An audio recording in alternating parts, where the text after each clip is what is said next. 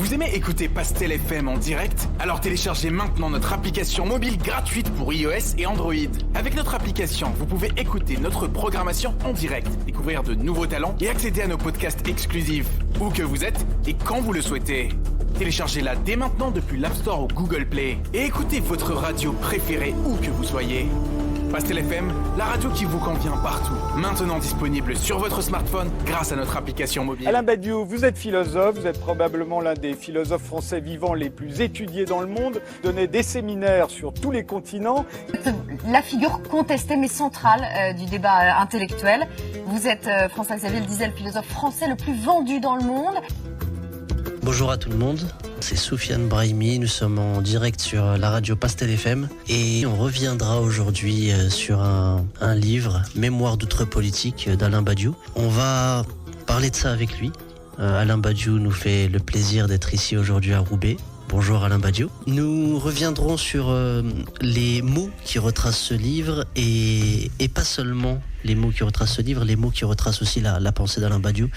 Alain Badiou, avant de commencer, je vous entendais récemment dire qu'il y avait une crise de l'intellectualité. Et je me demandais pourquoi est-ce qu'il y a une crise de l'intellectualité d'abord, et est-ce que le fait de revenir au sens des mots pourrait pallier cette difficulté? Je pense qu'en effet, la question de la langue, du maniement de la langue, est une des composantes de l'intellectualité et de ses difficultés aujourd'hui.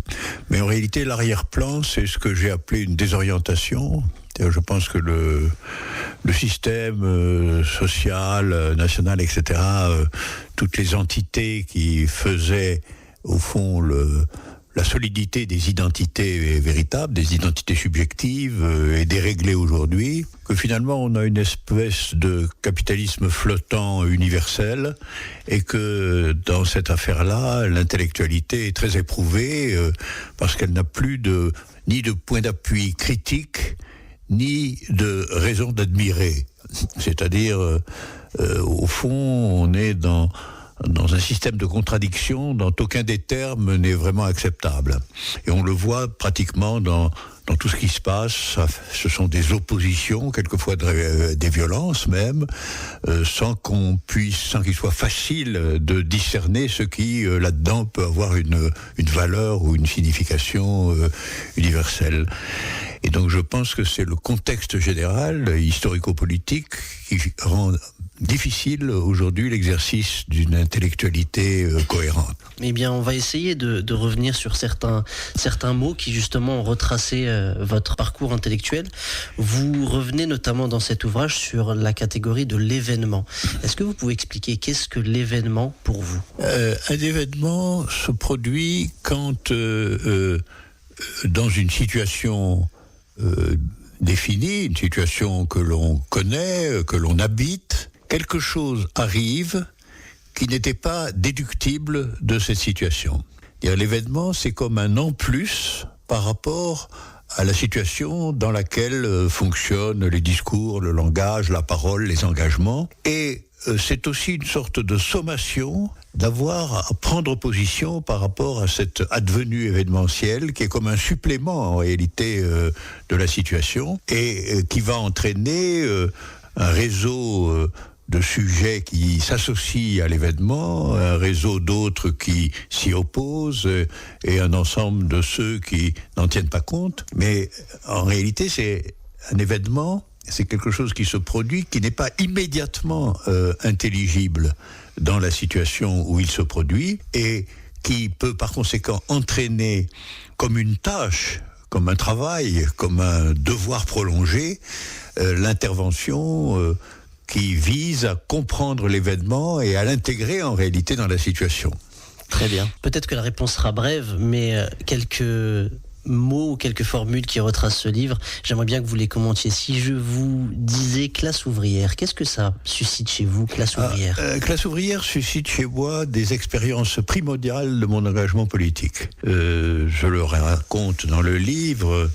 J'étais autrefois un socialiste, un social-démocrate convenable, fils d'ailleurs du maire socialiste de Toulouse pendant 15 ans, mon père Raymond Badiou. Et je menais une vie de socialisme tranquille, comme elle doit l'être en général.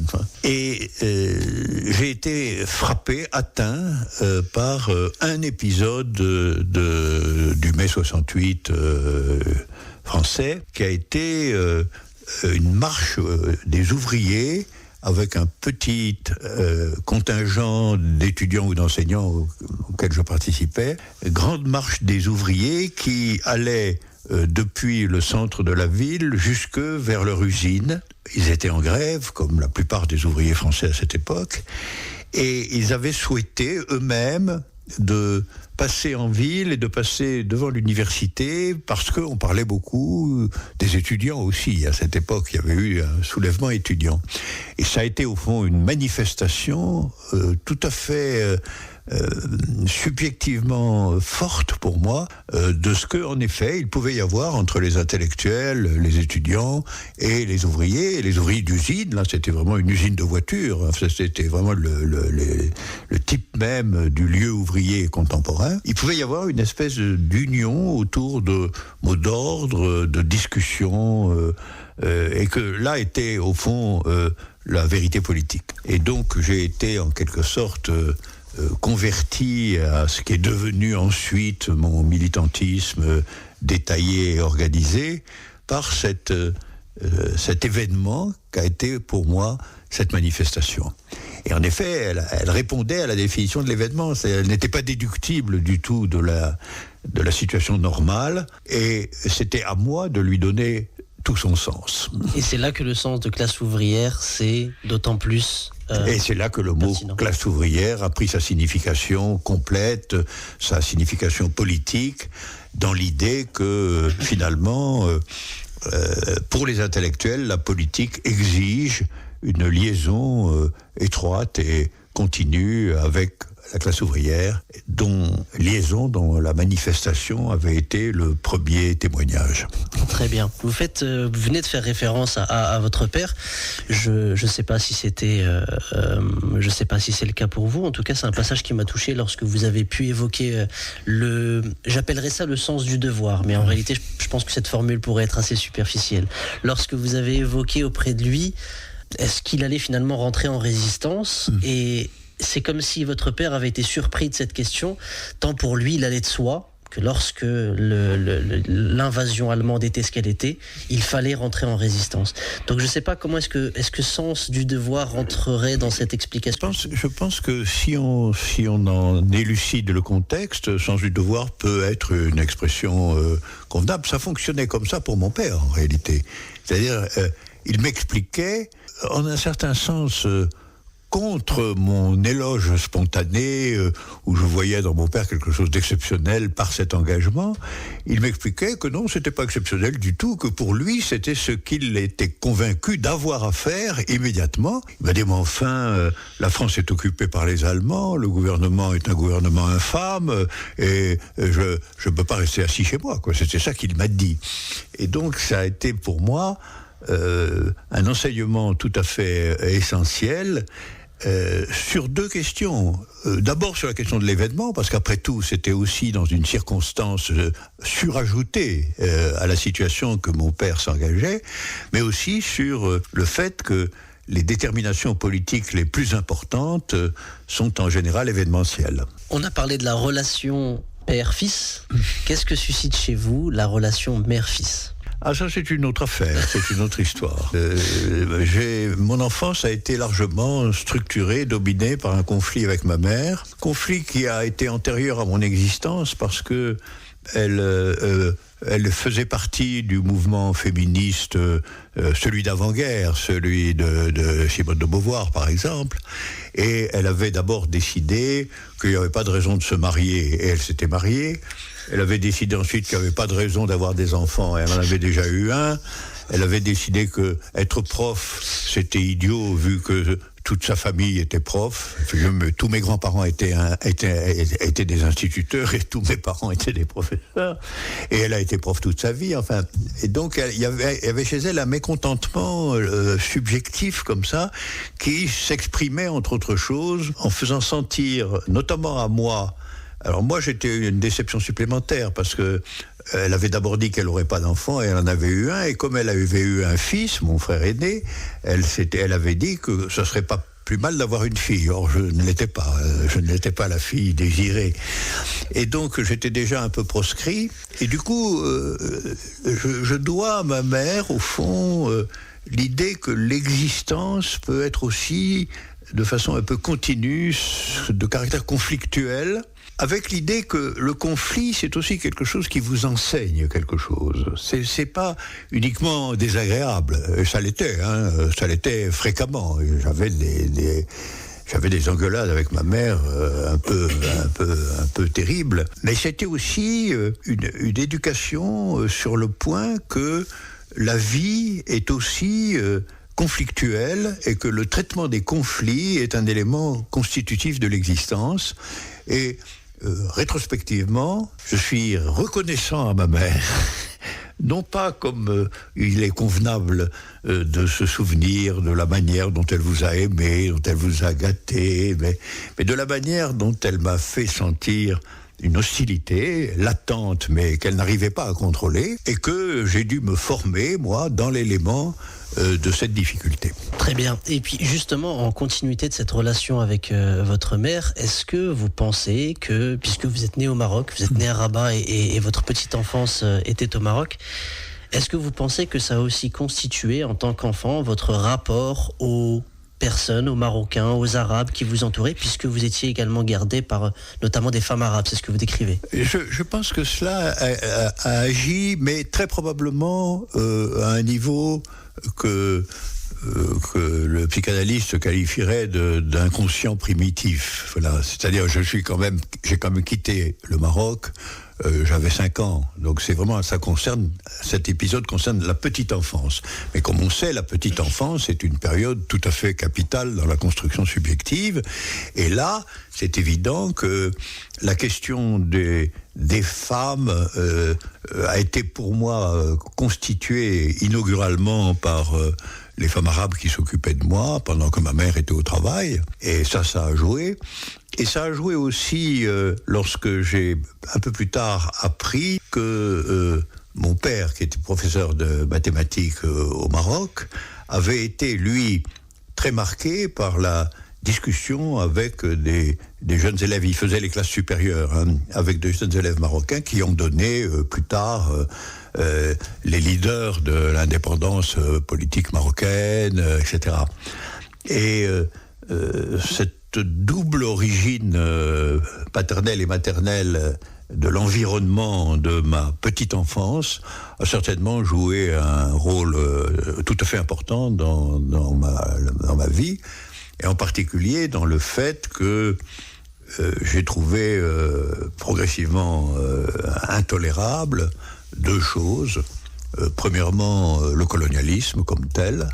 Et évidemment, là, ça a été la grande épreuve de la guerre d'Algérie, de mon opposition formelle à la guerre d'Algérie, et du côté de l'indépendance des colonies, d'un côté, et de l'autre, de ma position également extrêmement arrêtée sur ceux qu'on appelle de façon péjorative les migrants, c'est-à-dire en fait ce que j'appelle moi les prolétaires nomades, qui viennent ici pour se faire exploiter et pour survivre, et auxquels on surajoute une espèce de détestation identitaire. Justement, on leur ajoute une détestation identitaire, mais il y a aussi, puisqu'on parle de comment est-ce que vous avez pu retrouver ces générations, vous les avez connues en tant qu'enfant tout petit, et en grandissant, vous avez pu découvrir des personnes qu'on appelle des sans-papiers. Et j'aimerais que vous disiez qu'est-ce que sans-papiers évoque chez vous, et plus précisément, qu'est-ce que vous pensez du fait qu'on nomme des individus, des êtres humains, par leur manque. C'est-à-dire que on ne va pas parler de nous, Alain Badiou, Soufiane Brahimi, comme étant des papiers. On va nous définir par notre identité. Et pourtant, on va considérer toute une classe et tout un pan de la société par son manque. Ils sont réduits au fait qu'ils n'ont pas le papier. Oui, mais justement, c'est très caractéristique, cette affaire des papiers. C'est au fond extrêmement symbolique. C'est-à-dire, c'est une considération de l'incorporation à ce qu'on définit comme une humanité acceptable par quelque chose qui lui est totalement extérieur et qui ne la constitue en rien. qui lui est au contraire infligé par ceux qui après le lui reprochent. Le paradoxe du drame du sans-papier, c'est qu'on a commencé par ne pas vouloir lui donner les papiers, et ensuite, pour améliorer sa situation de victime, si je puis dire, on le méprise en tant que sans-papier. Ça a été pour moi aussi une question politique de première importance pendant toutes les années militantes, et j'ai appris la forme de grandeur qu'il y avait tout de même chez tous ces sans-papiers, d'arriver à supporter la double imposture finalement qu'on leur infligeait, et de constater que on était dans le milieu des prolétaires contemporains surexploités, et que au fond non seulement on ne leur donnait pas les papiers, mais on dissimulait, et l'absence de papier y contribuait, on dissimulait le fait qu'ils étaient principalement des sujets, des prolétaires, des travailleurs, et que ce qu'on leur extorquait était la plus-value, pour parler comme Marx, c'est-à-dire le fait de pouvoir vendre les choses fabriquées par eux, bien au-delà du salaire qu'on leur payait. Mais justement, ça fait d'autant plus écho quand on est ici à Roubaix de parler de classe ouvrière, parler même de sans-papiers, puisqu'il y a eu des générations de personnes qui sont venues d'Afrique subsaharienne ou d'Afrique du Nord. Je le sens dans votre ouvrage, et puis je le sens aussi dans votre œuvre de manière plus générale, une certaine admiration de constater chez ces personnes la façon par laquelle, malgré ce qu'ils subissent, il y a quelque chose chez eux qui reste debout. Est-ce que vous partagez ce constat ? Je partage tout à fait cela. J'ai beaucoup fréquenté un certain nombre d'ouvriers, puisque j'ai été dans des organisations où une bonne partie des militants appartenaient à cette strate prolétarienne. Et j'ai toujours admiré non seulement leur capacité au fond à maintenir leur solidité et leur existence subjective compte tenu de ce qui leur était infligé par ailleurs, de leur obstination aussi. Ils finissaient même par convaincre par ailleurs leur insistance et leur qualité au travail, il n'y en avait rien à leur reprocher de particulier sous cet angle. Et je pense que la construction d'une vie dans ces conditions-là est quand même un problème redoutable pour ces sans-papiers, pour ces exilés, pour ces gens venus d'ailleurs, et qu'ils montraient en la matière une grande détermination, une grande solidité subjective. Donc je pense que c'était des trajectoires vitales qui supposait une grande capacité de résistance personnelle qui méritait d'être admirée. Toujours dans la continuité des sans-papiers, je vous aurais demandé qu'est-ce qu'évoque chez vous le migrant, avec quelque chose dont on a pu se rendre compte et qui a déjà été beaucoup dit, c'est que le migrant ne fait pas référence seulement à quelqu'un qui migre. On sait très bien qu'on l'attribue très précisément aux classes inférieures, puisque lorsque quelqu'un qui est issu de la bourgeoisie part au Maroc, on ne dira pas qu'il migre, on dira qu'il est expatrié, par exemple. Donc j'aurais voulu savoir qu'est-ce que le mot migrant évoque chez vous, et pourquoi est-ce que dans la langue française on a fait cette distinction avec les expatriés ? Je crois que le mot migrant est un mot qui a été pratiquement inventé pour la circonstance. Enfin, il est correct, il est français, mais on n'appelait pas des gens des migrants. Ça a été choisi comme mot pour désigner les prolétaires nomades, et je pense que ça indique que la langue doit toujours être surveillée, la langue politique doit être surveillée. Elle révèle souvent des intentions et des déterminations critiquables ou convenables, enfin. Et le mot migrant, la question des migrants, et pour ne rien dire évidemment du devenir d'extrême droite de la chose, à savoir l'idée que avec ces migrants on prépare le remplacement de la population française, le grand remplacement de la population française, comme si les migrants, qui sont des prolétaires nomades exploités à fond, allaient devenir l'alpha et l'oméga de la société française. Toutes ces pensées à la fois ridicules et vulgaires et offensantes montrent bien que dans la question dite des migrants, quelque chose de la politique contemporaine trouve une partie de sa définition. Qu'on soit en train encore aujourd'hui de discuter à longueur de page concernant une loi destinée à rendre encore plus difficile qu'elle ne l'est leur situation, encore plus impossible qu'elle ne l'est leur situation, la loi sur les migrants. Tout ça montre l'importance du combat qu'on doit mener sur cette question et l'importance extrême de la fraternité que nous devons afficher à l'égard des prolétaires nomades.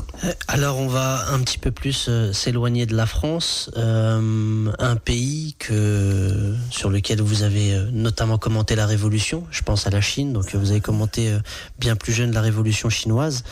J'aurais voulu savoir qu'est-ce que la Chine évoque dans votre esprit, ou en tout cas qu'est-ce que vous pensez lorsque vous pensez à la Chine, surtout lorsque l'on voit son évolution, à savoir, si je résume sur les 50 dernières années, la potentielle révolution chinoise qui se termine aujourd'hui par un pays qui est à l'avant-garde du capitalisme. Ben oui, c'est un itinéraire évidemment symbolique et fondamental. Je pense que au niveau d'abord de la représentation la plus générale des choses, il est intéressant de considérer que les deux grandes puissances portant le communisme du XXe siècle, enfin le communisme primitif d'une certaine manière, ont été, en un certain sens, les deux plus grands pays de la Terre, la Russie et la Chine. D'énormes pays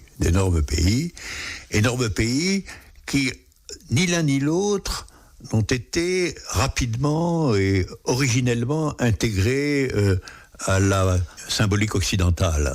Ils étaient périphériques de la symbolique occidentale. Ils n'étaient pas du monde du privilège occidental. Et en vérité, je pense que ni l'un ni l'autre n'ont réussi à surmonter totalement cette proscription, qu'ils ont aussi conçu la révolution communiste comme une révolution qui allait les porter au niveau des autres. Et ça, je crois que ça travaillait par en dessous, mais on pourrait réécrire l'histoire des révolutions russes et chinoises en montrant le trajet que fait cette conviction d'avoir finalement à s'égaler à l'Occident ou à travers des valeurs complètement différentes, à devenir les égaux de l'Occident au niveau du gouvernement mondial. Je pense que ça a été un principe de corruption subjective tout à fait important et que, évidemment, les Occidentaux ont joué là-dessus tant et plus, notamment en déclarant que la seule chose qui restait à faire à ces deux grandes puissances, c'était de passer de l'affreux totalitarisme à la vibrante démocratie. Il ne restait plus que cela à faire pour qu'on les considère comme des égaux. Voilà. Ils n'ont pas dominé véritablement dans toute leur histoire politique ce contexte. Et au fond, il est très frappant de voir que et Lénine et Mao, qui ont été quand même les deux grands dirigeants de ces processus politiques, se sont méfiés de cette question dès le début. On ne le sait pas assez. Dès l'arrivée dans les années 20, Lénine a le sentiment que ça ne va pas.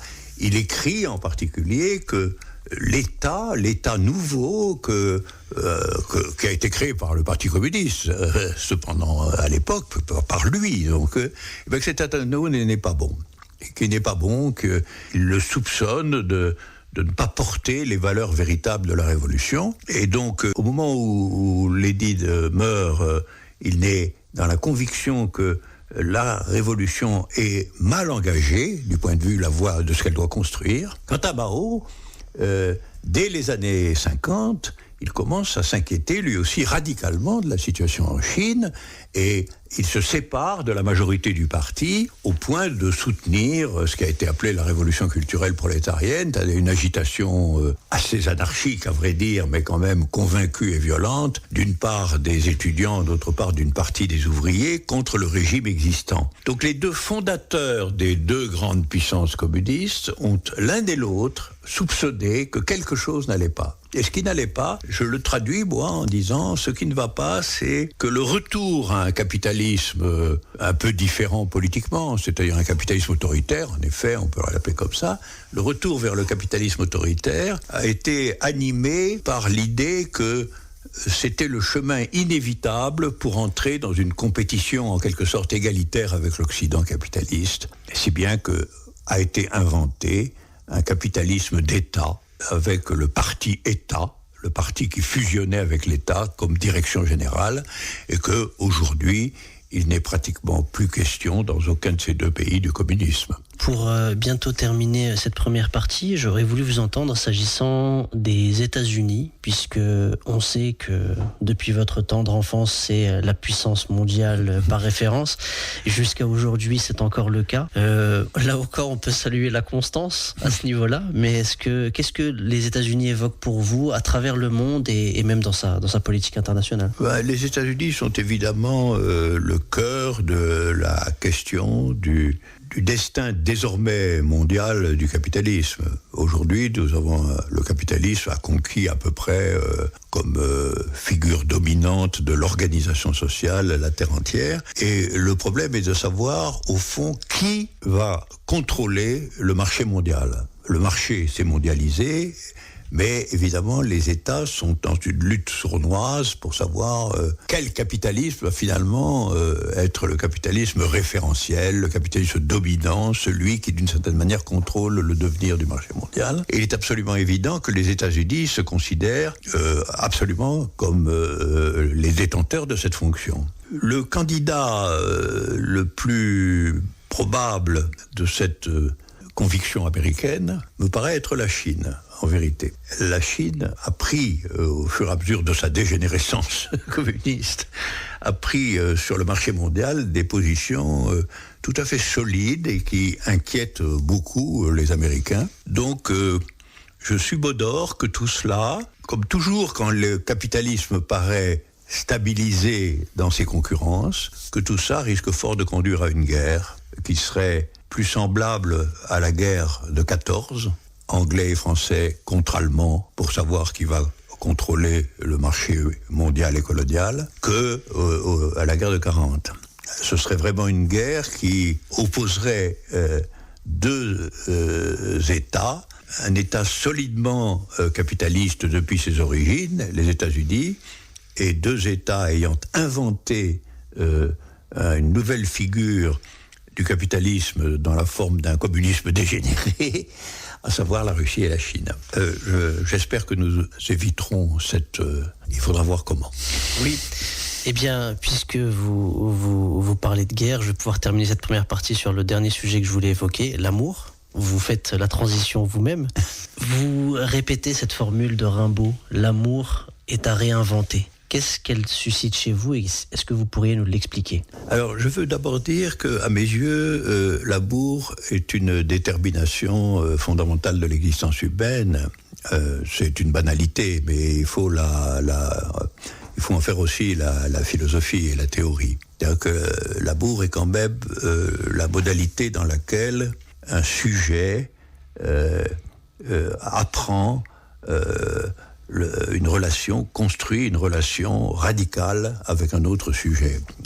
L'amour, c'est le moment où la subjectivité humaine s'examine elle-même dans un autre, mais un autre véritable. Donc c'est en un certain sens, une absoluité de l'altérité, et non pas une absoluité du même. Et de ce point de vue-là, il est aussi évidemment soupçonné, critiqué, comme toute chose ayant une valeur universelle. On peut l'accuser de ceci ou de cela. Je pense qu'aujourd'hui, l'amour est soumis à l'épreuve de la question, par ailleurs en effet significative et importante, de la question soulevée par le féminisme contemporain d'abord, à savoir est-ce que l'amour est réellement égalitaire ou est-ce qu'il véhicule sournoisement finalement une domination masculine. Et il est aussi... je pense, ébranlé par le fait qu'on reconnaît moins que ça n'a été le cas, l'universalité de sa grandeur. Il faut quand même voir que pendant des siècles, mais vraiment des siècles, l'amour a été un sujet fondamental et principal du roman, du théâtre, de l'histoire des individus, et finalement un repère majeur de ce qu'est une vie humaine. J'ai le sentiment que tout ceci mériterait d'être revu et reconstitué de l'intérieur, en effet, d'une différence qui doit être reconnue de statut entre la féminité et la masculinité dans le monde moderne. Et au fond, l'amour est, de ce point de vue-là, aujourd'hui, parmi les procédures de vérité, dans l'épreuve qui lui est imposé et dont j'espère qu'il sortira victorieux, que lui propose au fond le rapport actuel, le rapport troublé, le rapport qui doit être reconstitué entre les hommes et les femmes. Et donc, Rimbaud a très bien vu ça. En effet, l'amour doit être réinventé. Je vous remercie Alain Badiou pour cette première partie. On va faire une deuxième partie dans 5 minutes et on traitera notamment de l'actualité dans le monde.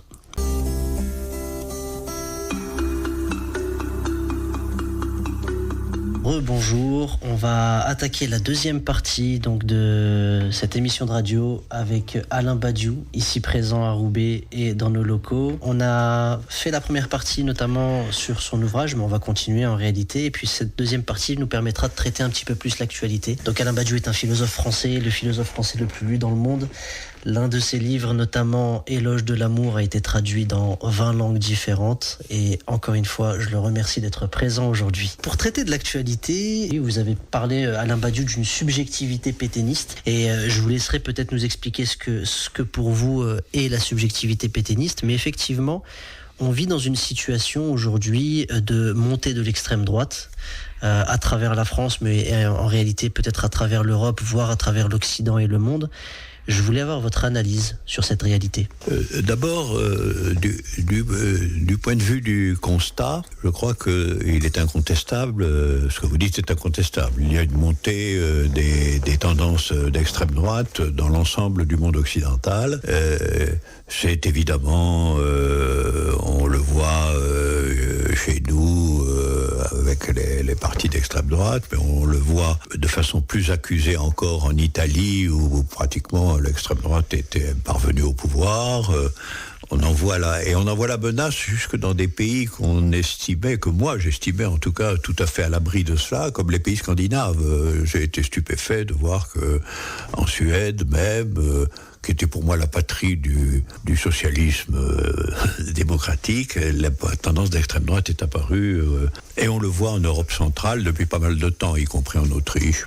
Donc ça, du point de vue factuel, il est indubitable que, comme entre les deux guerres mondiales, les tendances d'extrême droite, les tendances racistes, les tendances anti-étrangers, anti-migrants, sont en train de s'imposer de façon particulièrement périlleuse. Je pense que l'origine de cette tendance me paraît d'abord principalement négative. C'est-à-dire, je crois qu'elle se nourrit des échecs de la gauche parlementaire à s'imposer comme une nouvelle figure véritable de la société. En réalité, même la gauche communiste, et on l'a vu dans son devenir étatique, dans son devenir en Russie d'abord et en Chine ensuite, n'a pas su franchir l'étape qui consiste en définitive à faire disparaître la séparation de l'État, enfin l'État séparé, l'État organique, alors que c'était au programme fondamental du communisme. Le communisme, c'était la mise au poste de commandement du commun, de ce qui est commun aux hommes, et non pas du tout l'arrivée d'un parti militarisé, si je puis dire, qui se confondait avec l'État. De sorte que je considère que le communisme initié en Russie et en Chine a terminé son existence pour la raison que, sous couvert d'idéologie commune, il a en réalité institué le pouvoir quasi absolu de ce que j'appellerais le parti-État. Donc la phase du parti-État doit être prise pour ce qu'elle est, c'est-à-dire la raison d'être de l'échec du communisme. Et l'échec du communisme ouvre à la possibilité d'une nouvelle réapparition de l'extrême droite, puisque l'extrême droite, sa caractéristique, c'est exactement le contraire. Sa caractéristique, c'est d'exiger non seulement qu'il y ait l'État, mais que cet État soit strictement national. Donc, autant d'une certaine manière, il y a eu échec de l'État qui se présentait comme universel sous la forme du communisme, autant évidemment nous voyons la montée de son contraire, à savoir l'État considéré comme l'incarnation d'une entité raciale, historique, qui finalement est la nation. L'extrême droite, c'est un nationalisme exacerbé. Et c'est comme cela qu'il a fonctionné aussi du temps de sa saisie du pouvoir par Pétain au moment de la Deuxième Guerre mondiale. Le nationalisme pétainiste, c'est très précisément quelque chose qui reposait sur l'existence supposée d'une race française qui devait conserver le contrôle de l'État. Moyennant quoi d'ailleurs cette race française a commencé par se soumettre aux Allemands. Enfin bon, ça prouvait qu'elle n'existait que très peu en vérité.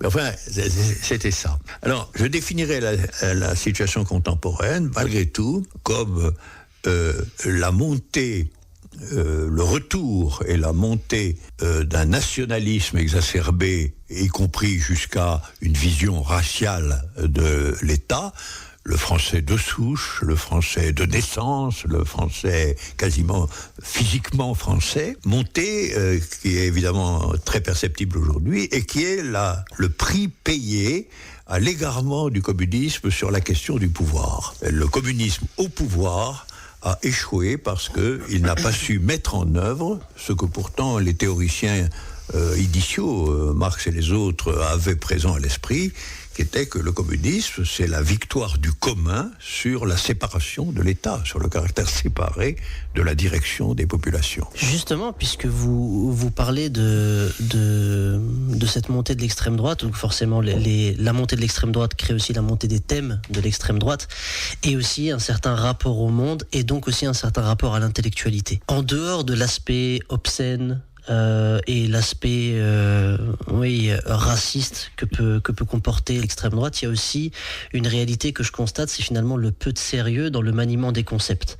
Et je ne sais pas si ça peut rejoindre la crise de l'intellectualité, mais quand vous évoquez par exemple la question de l'amour, la question de la recherche de la singularité, et que l'extrême droite française, avec le soutien du capital, est présenté comme étant ceux qui aiment leur pays. Donc il y a cette notion d'amour prétendument. Je voudrais savoir qu'est-ce que vous pensez finalement de cet usage des mots, puisque quand on vérifie dans les faits, je commence déjà votre réponse, quand on vérifie dans les faits, qu'est-ce que l'extrême droite donne comme gage d'amour de la France, si ce n'est sa détestation des Arabes ? Exactement. Et je crois que on entre là dans la question plus générale, si vous excusez la généralisation philosophique, qui est évidemment mon métier, je pense que la généralisation de ce qui se donne dans la figure de l'extrême droite, c'est finalement le triomphe dans la pensée de la négativité comme telle. Et je pense que c'est la grande question contemporaine. En réalité, l'extrême droite, c'est une entité politique strictement négative. Elle prétend être finalement dans l'adoration positive d'une race française, mais comme cette race française n'existe pas, en réalité, ce qui existe dans les faits, c'est la négation de tout le reste. La négation raciale, en particulier, naturellement, des étrangers les plus massivement présents dans le pays, en la circonstance éventuellement les Arabes, les Africains, etc. Et que ce prétendu amour de la France est en réalité une haine artificiellement constituée de ce qui se présente inauguralement comme n'étant pas français. Donc, or ça, cette question a travaillé aussi, pour revenir sur la question précédente, a beaucoup travaillé à l'échec du communisme, à mon avis. C'est-à-dire que le communisme aussi a tenté de se définir strictement par la négativité. Or, la négativité ne suffit pas. Il ne suffit pas d'être anticapitaliste pour être communiste. On peut avoir un anticapitalisme réactionnaire, c'est arrivé à une certaine période, et en tout cas, anticapitaliste n'indique pas ce qu'on va mettre à la place du capitalisme. Or, c'est le point clé. C'est le point clé. Et, entre autres choses, ça comporte des thèmes sur le dépérissement de l'État, etc. Et je pense que le communisme a échoué par son alignement sur une vision strictement négative du combat politique, à savoir contre la bourgeoisie, contre le capitalisme. Oui, tout ça c'est très bien, mais pourquoi ? Et à mon avis, ce à la recherche de quoi il faut aujourd'hui être, c'est le triomphe de la positivité. C'est-à-dire, qu'est-ce que la politique doit porter de nouveau, qui soit affirmatif et proposer universellement à tout le monde, et non pas simplement la négation du vieux monde. Finalement, la négation du vieux monde accorde tant d'importance à ce vieux monde qu'on finit par y rentrer. C'est ça la leçon des dernières décennies, et je pense qu'il faut la prendre comme telle. Si bien qu'en effet, pour revenir à la question, le travail de cette négativité finit par créer premièrement une sorte de piste d'atterrissage pour une nouvelle extrême droite fascistoïde, d'une part, et d'autre part, fait pratiquement disparaître la portée affirmative de la gauche révolutionnaire, de la gauche communiste, du socialisme. On peut prendre tous les mots rassemblés. On ne sait plus ce que ces mots signifient du point de vue positif, tout simplement. Ils ont disparu quant à leur positivité. Il y avait un passage dans votre livre où vous évoquiez qu'il y avait des hymnes à la gloire de Pétain dans votre école, donc qui était chanté. J'ai grandi en France, comme beaucoup de jeunes musulmans qui sont, comme on dit, issus de l'immigration.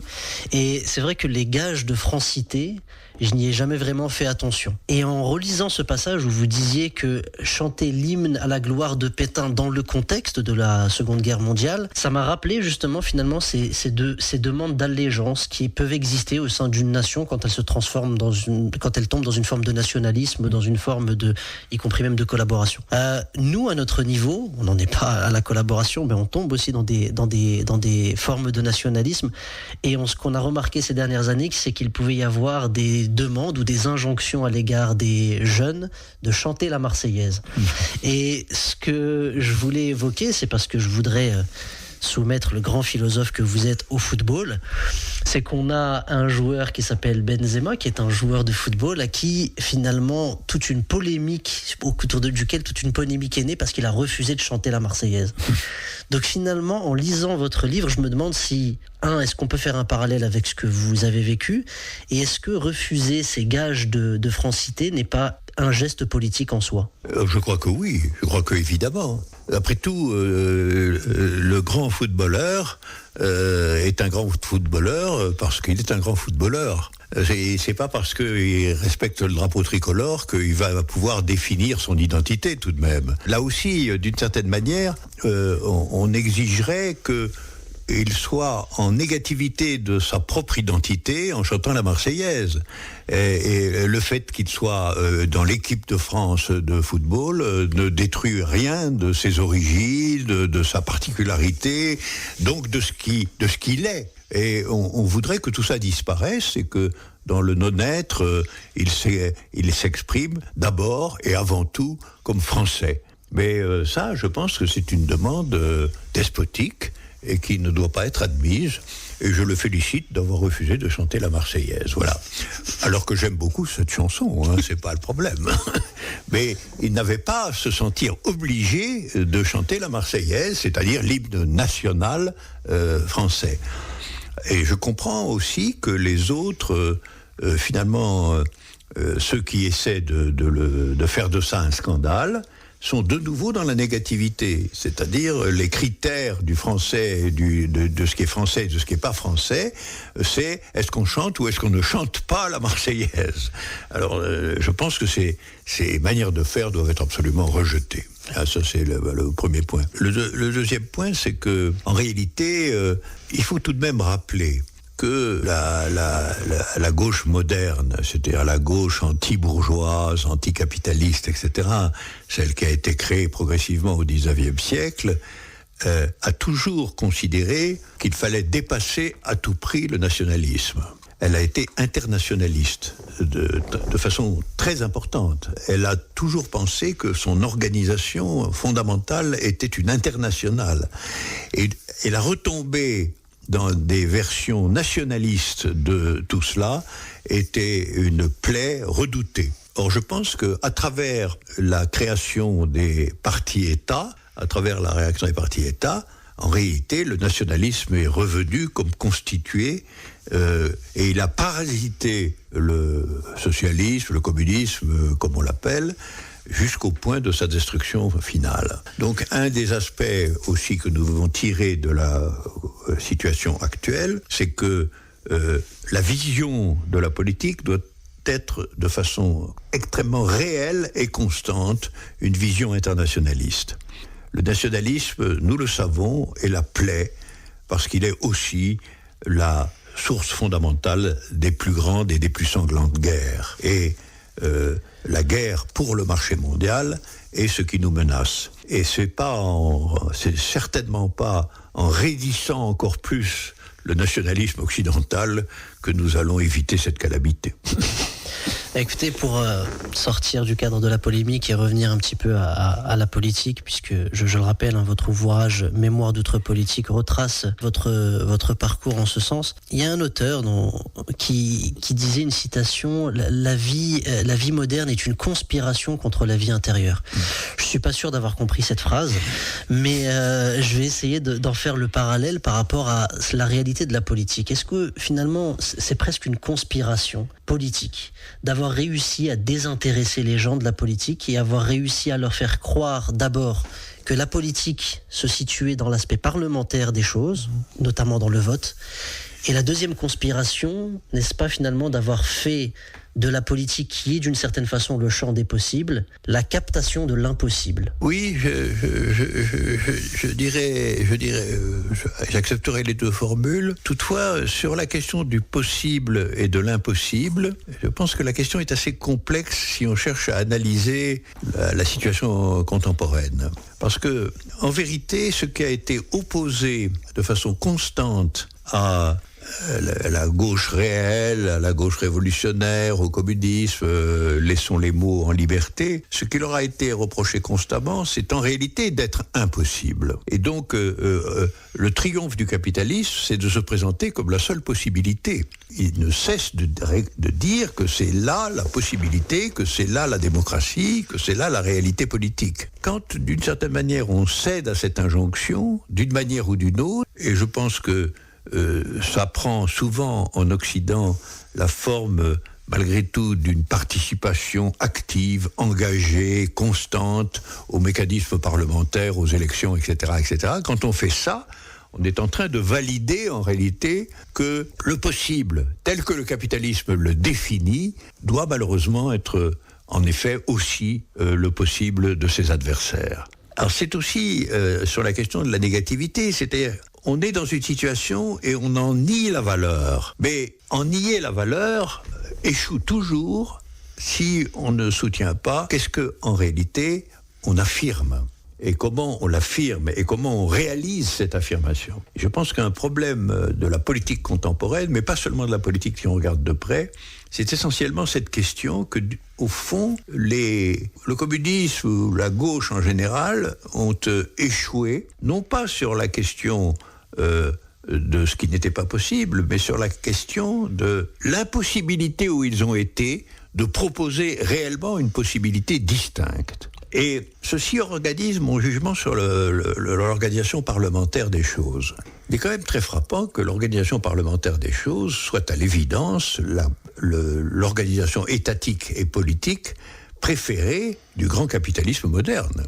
C'est la politique aux États-Unis, par excellence. C'est une politique qui a d'ailleurs été inventée par les Anglais au XVIIIe siècle, au moment même où ils inventaient aussi la consolidation du capitalisme impérial. Je dirais ceci, la vision considérée comme la seule démocratique de l'appareillage parlementaire, on doit d'abord remarquer que c'est la forme appropriée à la maintenance du capitalisme, et deuxièmement, que s'y soumettre, c'est-à-dire engager les forces révolutionnaires dans le parlementarisme, a conduit de façon systématique à un échec total.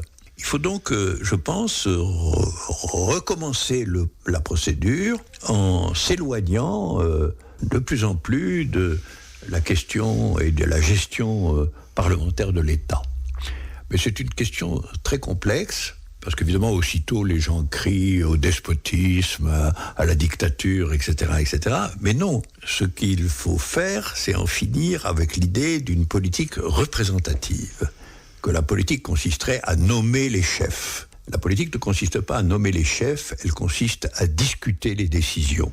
Et à discuter les décisions au niveau le plus général possible. Dans ce que Lénine résumait, lorsque au tout début de la Révolution, il a déclaré tout le pouvoir aux soviets, ce qui voulait dire tout le pouvoir aux assemblées populaires, et non pas à des assemblées représentatives électorales. Il y a une actualité internationale qui est assez macabre. Je pense notamment à ce qui peut se passer au Congo, puisqu'on parle notamment d'un génocide au Congo. Quelle analyse politique vous faites de la situation aujourd'hui par rapport à ce qui se passe au Congo ? Je pense que l'Afrique tout entière est pratiquement dévorée par les conséquences du colonialisme. En réalité, la politique des États pseudo-indépendants d'Afrique aujourd'hui, l'Afrique du Nord étant tout de même un peu aux limites de ça, mais pour l'Afrique profonde, la politique n'a pas été rétablie dans sa possibilité effective. Ce sont des successions de coups d'État, de dictateurs, d'interventions des militaires, de guerres civiles, etc., etc. Et je pense que c'est parce que une longue évidence du colonialisme a créé une situation extrêmement difficile pour que s'y installe une politique au sens raisonnablement, même raisonnablement national, s'il le faut, dans cette partie du monde. Et je pense que le colonialisme, ce n'est pas simplement la présence des colons, c'est une blessure des figures collectives, une longue blessure dont on se relève comme d'une maladie historique. Donc dans la suite de ce que vous venez de dire, j'aurais envie de dire que ce qui se passe en Palestine, c'est aussi finalement la continuité aussi de cette réalité coloniale et la façon par laquelle des puissances s'accrochent encore à ce statut de dominant qu'ils ne veulent pas lâcher finalement. Absolument. Je pense que l'affaire en Palestine fait partie de l'histoire générale du colonialisme occidental. J'ai une question, mais je ne sais pas si le mot que je vais utiliser n'est pas trop péjoratif. Bon, je pense que vous n'êtes pas très susceptible. Donc non, j'en ai vu d'autres.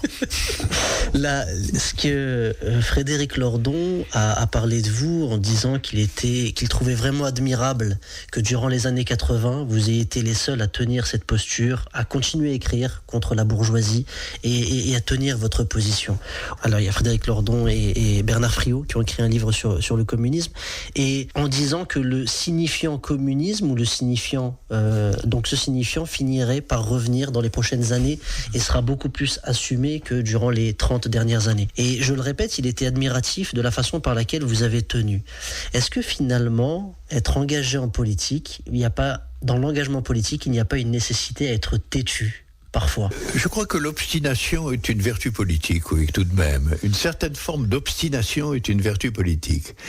Et cette obstination, elle est particulière parce qu'elle est aussi quand même une forme d'ascétisme. Il faut accepter d'être quelquefois pendant très longtemps comme si on était hors jeu. Le parlementarisme, c'est aussi ça. C'est aussi le succès des partis qui se présentent aux élections, qui ont des notables, qui ont des maires, etc. Pendant que les idéologues un peu tenaces, un peu obstinés, n'ont rien du tout de ce genre. Et la tentation... il y a quand même une tentation étatique dans la politique dont il faut se méfier. Et en réalité, si l'on veut renverser l'ordre général, il faut s'attendre à des résistances considérables, et la tentation de contourner ces résistances en s'introduisant dans le jeu qui est gouverné en réalité par ceux qu'on combat, le bilan en est absolument négatif.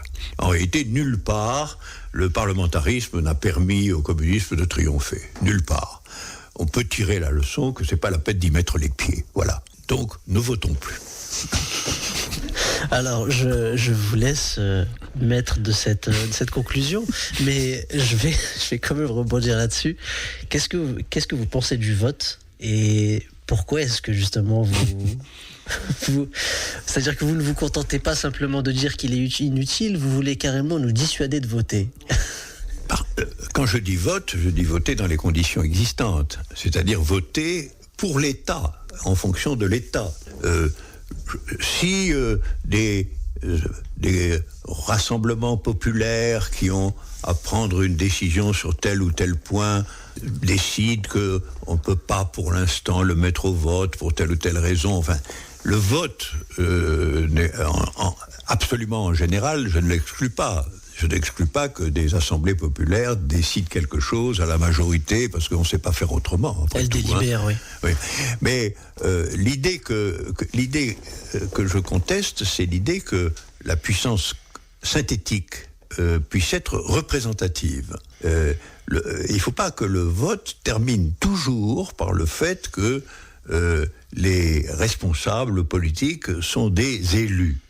Ça peut être le cas dans certaines circonstances, mais ça n'est pas du tout, on le sait d'expérience, on le sait du tout, ça n'est pas une figure étatique, une figure du pouvoir, la représentation qui est communiste, puisque le communisme, c'est au contraire la décision du commun, c'est-à-dire de l'ensemble.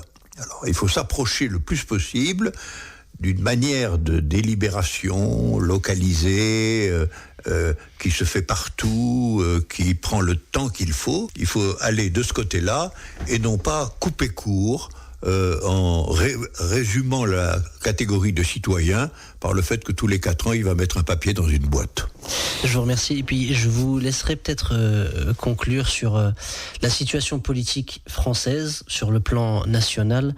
On pourrait tout revoir, la réforme des retraites, la réforme de la loi travail, la façon par laquelle non seulement on touche aux droits des individus, que ce soit par le biais de la sécurité sociale ou par le biais du chômage ou au droit au chômage, et finalement par laquelle aussi on criminalise même ces individus, où on les culpabilise d'être dans une situation qui parfois ne relève pas de leur responsabilité. Une fois que j'ai commencé votre réponse, quelle analyse vous faites de la situation française en ce moment ?